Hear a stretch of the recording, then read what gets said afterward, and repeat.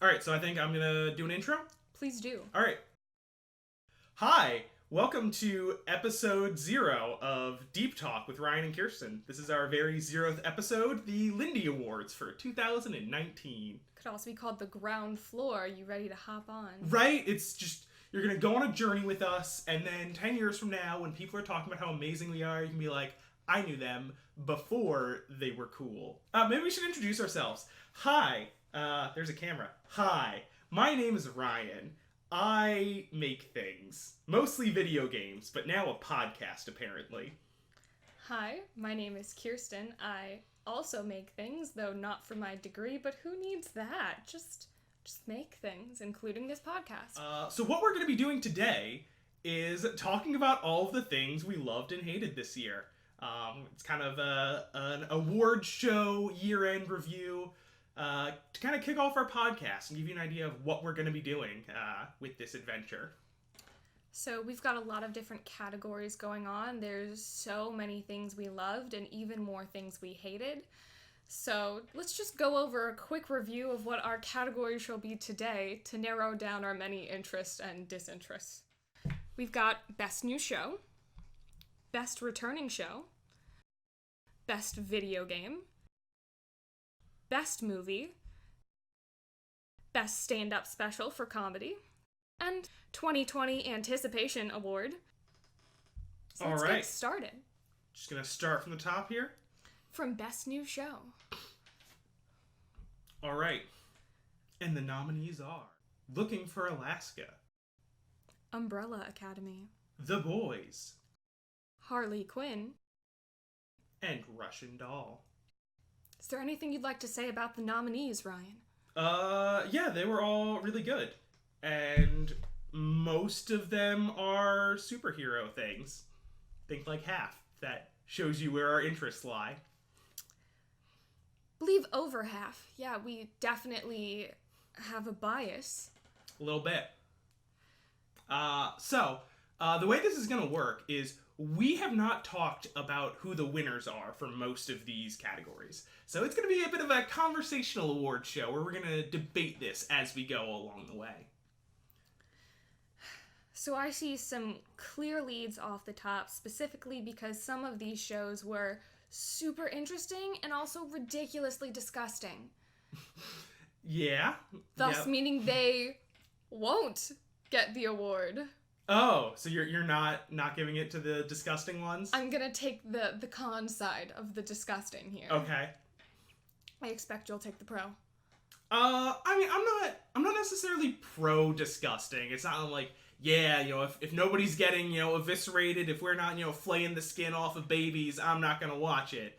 But like, I'm not necessarily against it. I think it's a cool thing that we haven't seen a lot of in like superhero stuff.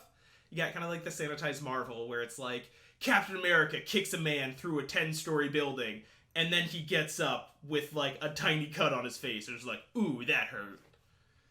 True. It's good to see some realism.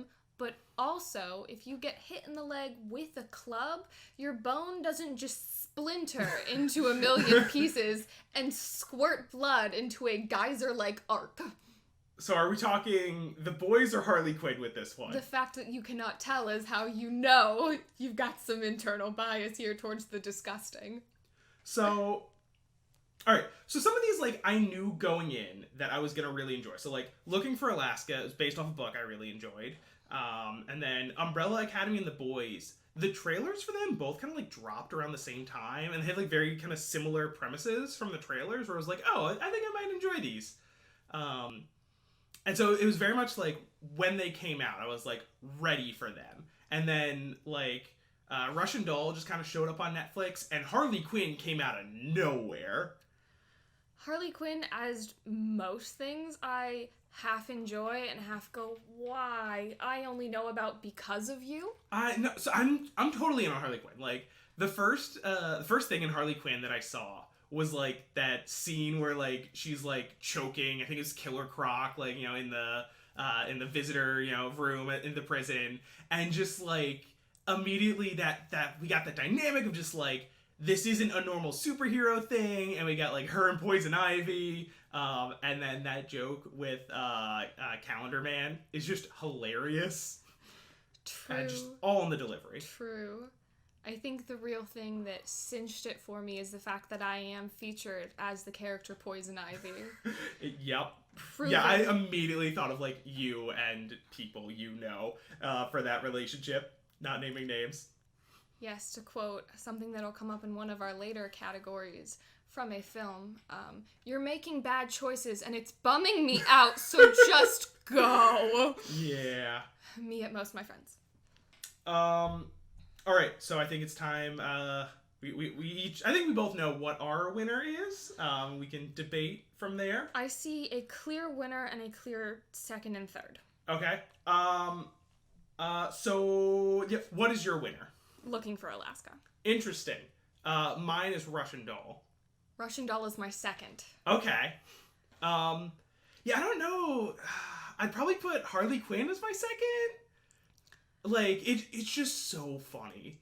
And it was just like, I don't know, I'm a sucker for comedy, and like, we don't have a lot of comedies on the best new show list. We don't. But I would say Harley Quinn is a strong third for me. Alright. I consider Russian Doll to be pretty decent comedy as well. Yeah, definitely, yeah, like Natasha Lyonne, definitely very, very funny actress, very funny, you know, she's a comedian.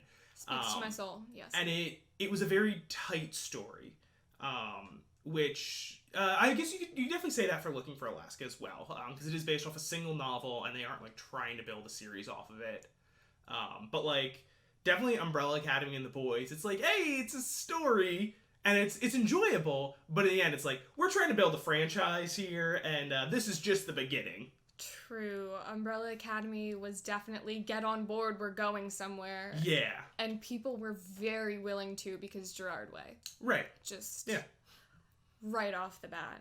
Looking for Alaska, I have an internal bias because of John Green. I'm right. just willing to accept anything that man has touched. Just, yes. Yeah. But as Russian Doll is your second, are we willing to name that as our official winner? I would be willing to name it as our official winner. We did it! Yay! We have a winner. This is our first official winner of a Lindie Award. Yes. So congratulations. Good to job, Russian Doll. I know you're honored by getting this award, so just really happy for you. Our next category, Best Returning Show. The Good Place. BoJack Horseman. Dairy Girls. End of the fucking world. And Stranger Things. My winner for Best Returning Show has to be BoJack Horseman. Mine's gonna be The Good Place. Okay. Which is ironic since I have not seen the last season of The Good Place. Have you watched the nominees yet? I have seen Dairy Girls and I have seen Stranger Things.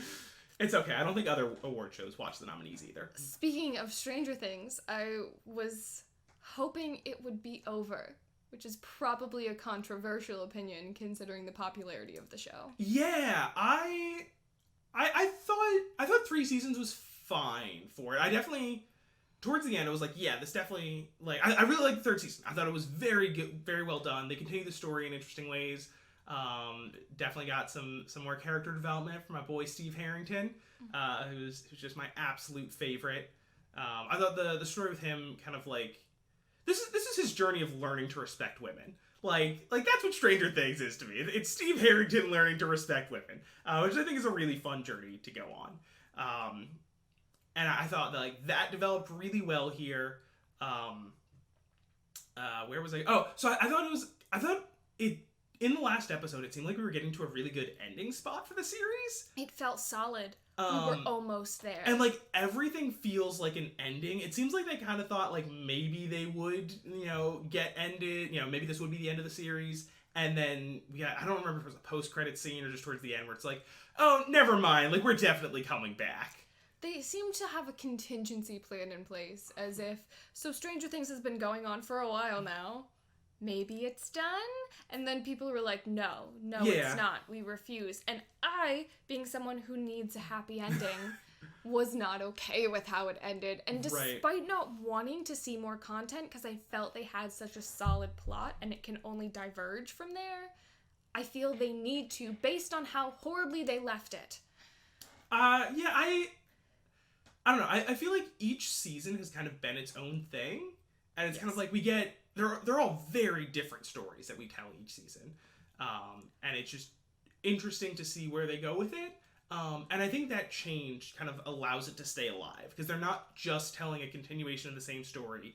Each season is more like its own film. I mean, you have first season, Where's My Boy? Second season, What's Wrong with My Boy? And third season, What's Wrong with the Magnets? Why BoJack Horseman? Okay, I have loved BoJack Horseman since season 1. Like, I have been completely on board with it. Like, it's just been a fascinating story. And I love seeing this character development of, like, a character who starts in a really terrible place, and then it's like 3 seasons of just downhill.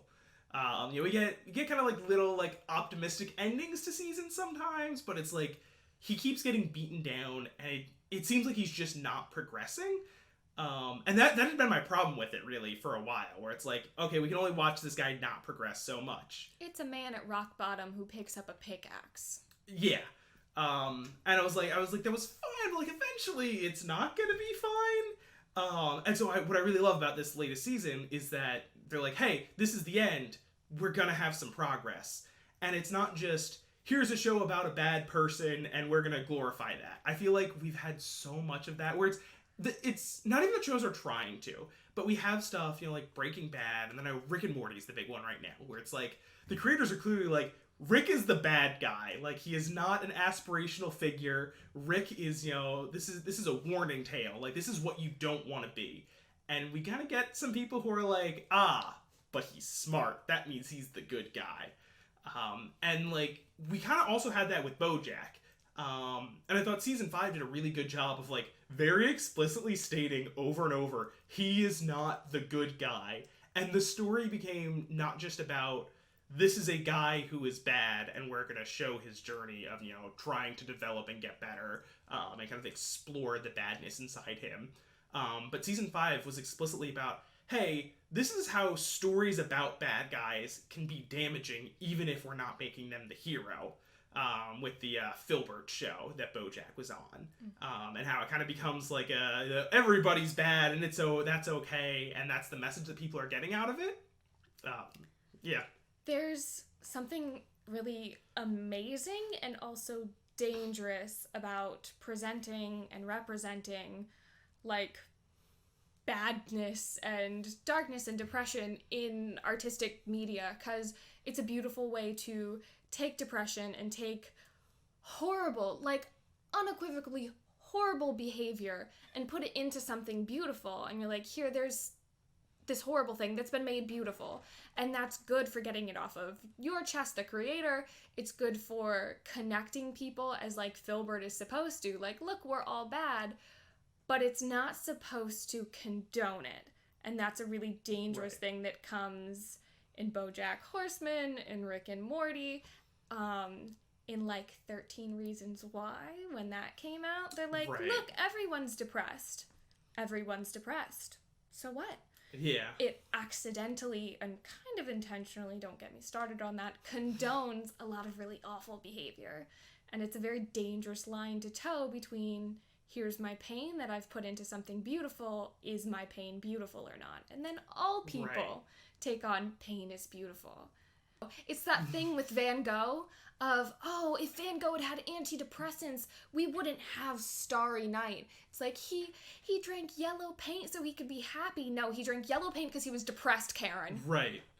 Where we're kind of turning, like, depression and, like, mental illness into something beautiful, when really, like, the stories of these people are about people who are, were able to rise above that. Yes. They weren't, they didn't do great things because they had to suffer. Like, despite they had to suffer.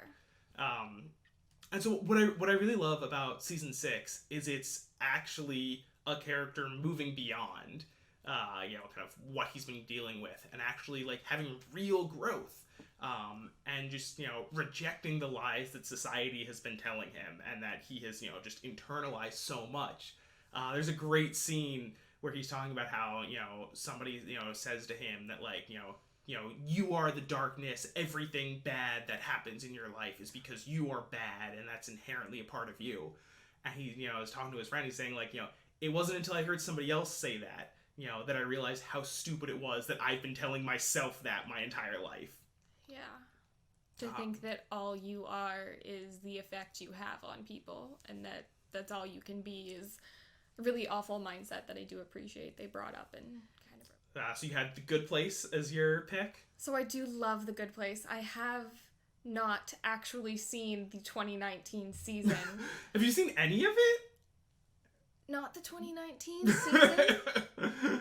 I saw the end of the last season. So you're just giving this as like a blind pick of like, I think it's better than the rest of these. This is me saying this show is so beautiful and so funny and so well set up that I just assumed they couldn't, like, as long as they made a season on par with the rest of their other seasons, it would win for me.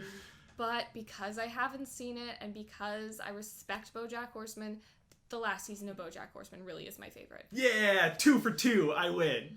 This is not setting a good precedent. So I think what this show really is me saying how much I love things and you saying how good other things are and then admitting that my things are better. Is that what we're setting up here? So to ignore him for a moment, I would like to point out that the last season of BoJack made the rest of the other seasons, which I kind of hated watching, worth it.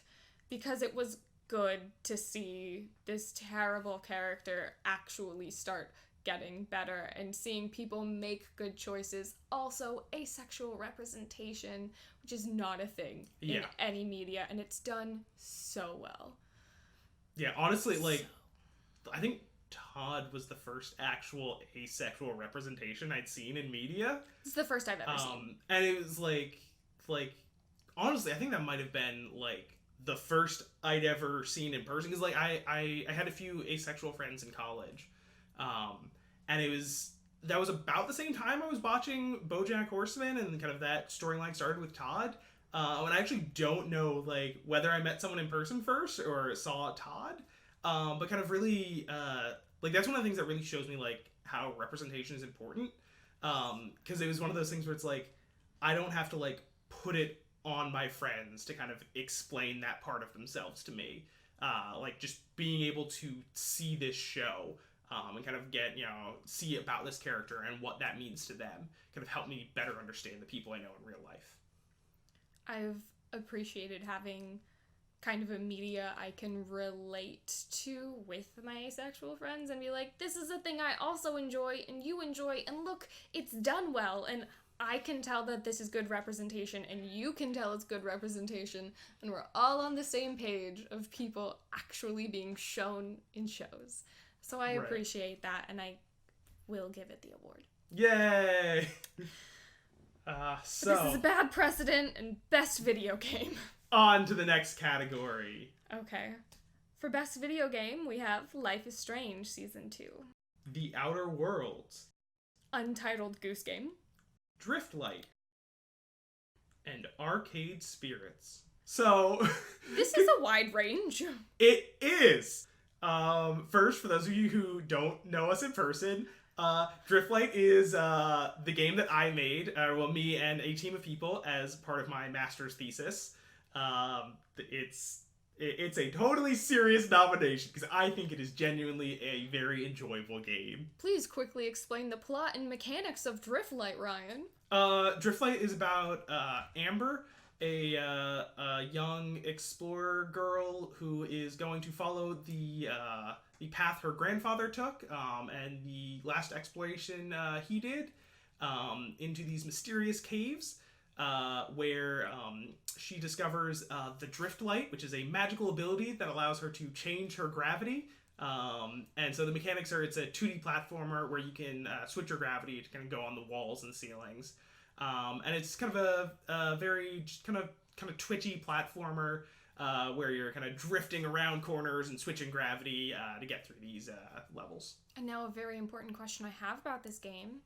Yeah. What's the difficulty curve like, Ryan? Okay, so we had to make this entire thing in 8 months. That was the time we had for our master's project. And it is very difficult to make a full video game in 8 months. So we have 4 levels, including the tutorial. The tutorial is a little more difficult than an average tutorial, but like much easier than the rest of the game. And then like the next 2 levels are like pretty similar difficulty throughout. And then level 3 is just insane endgame content. The idea is kind of that like there would be more levels if we had more time. But we really wanted to show off that endgame content and like the really difficult stuff. And we just didn't have the time to ramp players into it. So I am not good at video games by any stretch of the imagination. I am just not literate in the mechanics. I mostly play story games, so it's not really important. All you have to do is make choices and click a button, which is harder than it sounds when you have anxiety. But I managed to make it all the way up to the last level where it got really hard and I immediately quit, but I did appreciate the game. You did a very good So job. I will give that a solid honorable mention. Nice. So for our winners, I'm gonna have to go with The Outer Worlds. I have to say Life is Strange Season 2. Alright. So I'm gonna give my quick pitch for The Outer Worlds, because I know you've played like very little of it. I have played through the full story twice now. This game, it's not actually that great. Like, don't get me wrong, it's a very good game, but it is just so like laser targeted to what I enjoy. It's very similar to like a Fallout New Vegas, same studio. It's kind of they're trying to do the same thing without the license. But it's just I love the vibes of it. I love the different companions you can take on your ship. I love being a space captain and just going to different planets and taking on contracts. And then just like the looting shooting mechanics are just so like smooth as butter, and it's like it just feels effortless to just like go through that and spend my time going through a wilderness and shooting everybody and grabbing all their stuff. And it just so smoothly brings me to the next narrative beat, and I just enjoy it so much.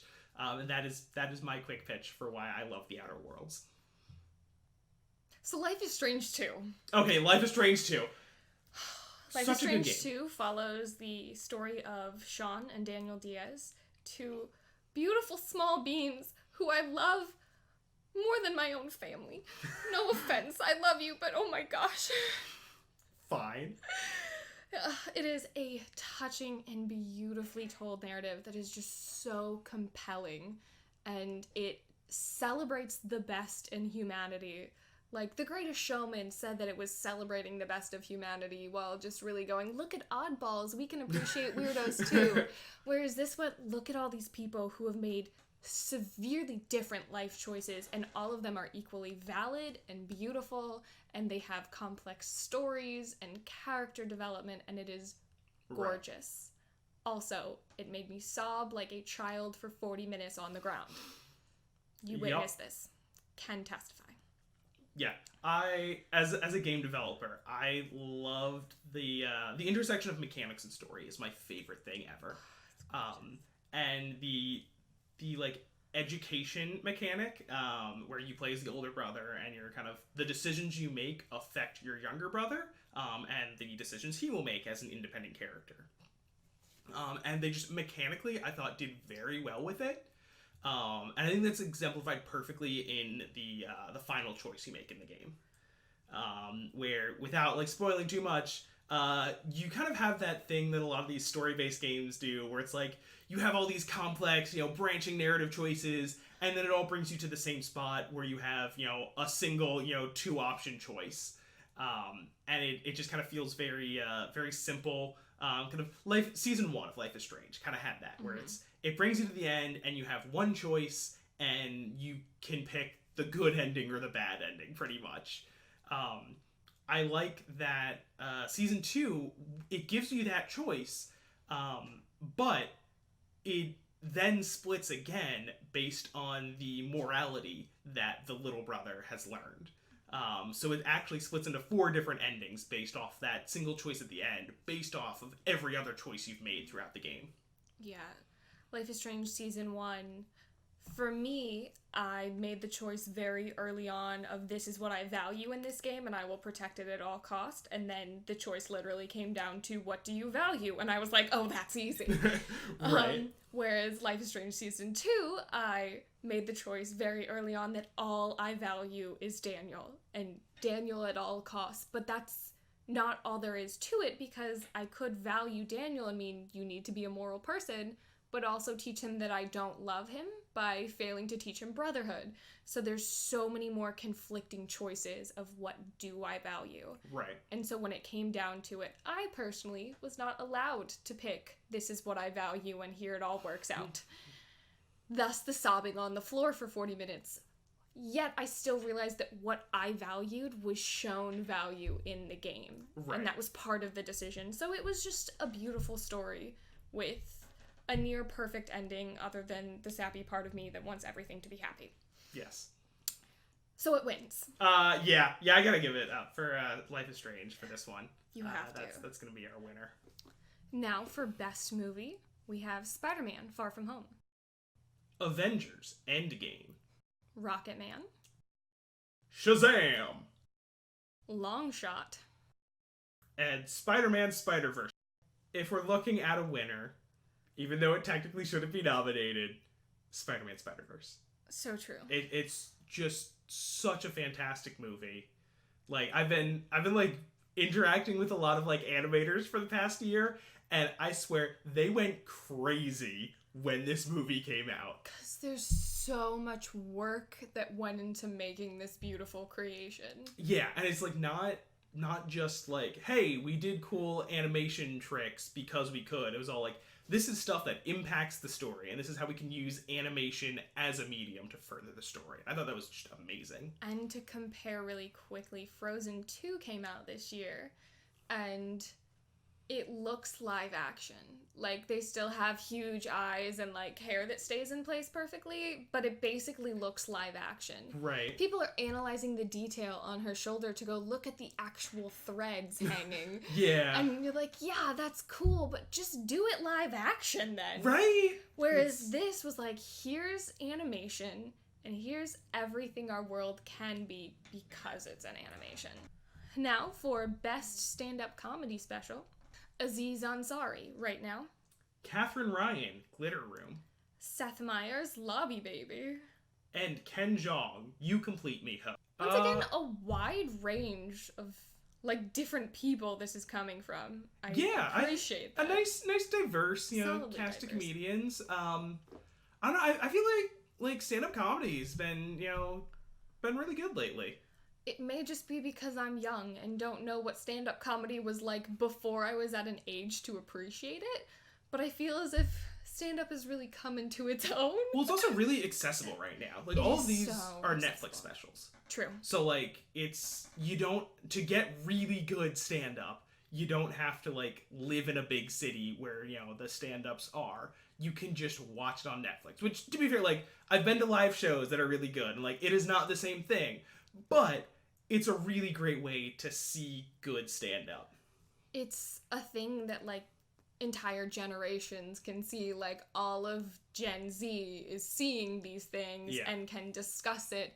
Whereas if it's just, oh yeah, someone went to that show last weekend and they said it was good, you can't really connect with that as well. It's also kind of ruined me for, like, mediocre stand-up. Because, like, we were on a cruise lately, and there were some comedians, and they were just not great. Like, they were passable.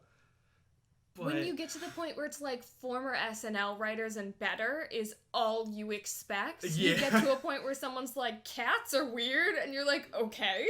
Yeah. I think another really beautiful thing about stand-up, specifically with Aziz Ansari, is that not all of it is funny. Like, it's not just, here's a setup for a punchline. It's, here's a thing that's happening in our world, and yeah, I'll tell some jokes so that you'll listen, but they really get to do a social commentary. Yeah, Right Now was a very personal set. It was... Like, comparing it to the rest of his stand-up, it is so different. Like, the rest is, like, very produced. He's, wearing a suit, looks very professional. And this, like, literally the opening is him, like, strolling in off the street in, like, jeans and a t-shirt. he sits down. I've never seen a stand-up comedian sit down. Like, they always have a stool, and it's for their water bottle and nothing else. Yeah. I liked this. I never liked his others. So this was the first of his stand-up that I've liked. I've liked his TV work. I'm a big fan of Master of None and Parks and Rec. But this was the first stand-up of his that I liked. All right, so I feel like we have very similar comedy tastes.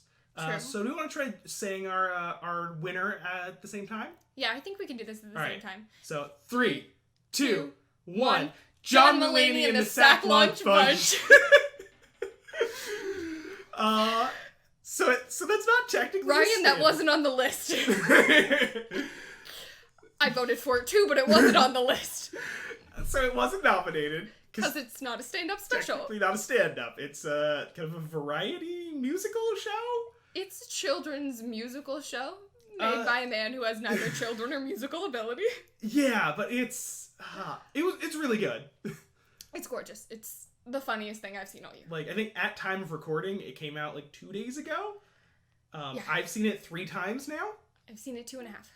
And to finish out the night here, we're going to look to the future, and we're going to talk about the movies that we are most looking forward to in 2020. And so here are the nominees for the 2020 Anticipation Award. Venom 2. Marvel's Eternals. Sonic the Hedgehog. Mulan. Birds of Prey. Black Widow. Free Guy. And Wonder Woman 84. So we got a good list of movies here. What are we looking forward to? I really loved Venom. So... I'm curious to see what they're gonna do with it moving forward. I am excited to see... Because he spends the entire film, like, perfectly playing just a disaster human being. Right. Like, all the reports from the film are like, we could not control Tom. He just got in a lobster tank, started biting lobsters. We have no clue. That was not in the movie. He's a monster, right? But then, and he's always in like this constant like gray clothes, sweat stains on everything, just dying the whole time. And then the last scene we see with him, he's like clean and fresh. He's in all black. He is thriving as like a symbiote. And so I'm excited to see how that version of Venom and Eddie works. Yeah, it seems like the original movie, they kind of like had a vision at the beginning, and kind of like this like dark kind of horror, R-rated, Yes. terrifying, body horror, monster film. And then people just latched on to this like relationship between Eddie and the symbiote, and so I feel like they're just gonna like embrace that for the second one. I think they have to, because the trailer for Venom originally, I saw it and I went, no thank you, because it's him in an MRI machine, like mouth agape, dying. And then the next trailer they came out with, after finding out that people realized, oh wait, it's not a rom-com, right, was them like turning into the skid. They're like, okay, it is a rom-com. Aren't Venom and Eddie adorable? Look at him eat raw chicken. Yeah. And you're just like, that's cute. And I think they're gonna roll with that, because they don't really have a choice at this point. I'm personally kind of curious to see how Sonic turns out. I am so excited, because as like the internet bullied a studio into redoing an entire movie. Right? And I have mixed feelings about that, because, like, on the one hand, that was really bad design, and, like, it just looked real bad, and the new design looks way better, and seems like it actually might be a, decent kids movie, but also, like, the studio is basically just like, oh, we gotta remake everything, and, like, they did, like, that is a completely new design. They had to redo animations, they had to redo the, compositing. There's a lot that had to be done to make this a new movie, pretty much. Yeah. And then they closed down the studio that did all of that work immediately after. And that totally sucks. And I hate that that's how it turned out. But I do really appreciate that, like, the community that was planning on seeing this was like, no, you have not done right by what we wanted. And the product you're creating is not one that deserves to be out Right. there, and like 10 years down the line we're gonna want a remake because we want it done well. And so they're like, let's skip the 10 years later thing, let's get it done now. Because like the internet has said before, don't make an emoji movie. And they're like, emoji movie canceled, and then they made it anyways, and we're like, so we don't actually have a say. Right. You're gonna make bad decisions, and we get no voice in that. And so it was nice to have them go, okay, this is not being received well, pivot. Yeah. So that's great, but also it's really sucky that because they were so far down the line, there was nothing they could do other than remake. But the character design looks really good now, and I'm actually super excited because I love the voice actor, and it looks decent. Have you seen the baby Sonic? No. Little baby! Look at the eyes! Oh, I love it! Because everyone knows the secret to making a character that everyone will fawn and obsess over is having really cute eyes. So yeah, lots of movies to look forward to. I can't really say which one I'm most excited for. So I think we're going to award this winner during the next Lindie Awards and say which one that we were looking forward to we liked the best. I will give one quick prediction though. Ryan Reynolds, anything that has Ryan Reynolds, thus Free Guy. Yeah, Free Guy's looking good. Ryan Reynolds is just hilarious. I really love Ryan Reynolds. So. All right. That's all our categories. Thank you for joining us on this adventure. Thank you so much. It's been a lot of fun. Not really sure when our first official episode of Deep Talk is coming out, but be sure to follow us on Facebook, Instagram, Twitter, all the places. Subscribe to our RSS feed, our YouTube channel, all the things. Did I promote enough, do you think? Do all the things he just mentioned. I think he did well. Yay! We'll see you next time.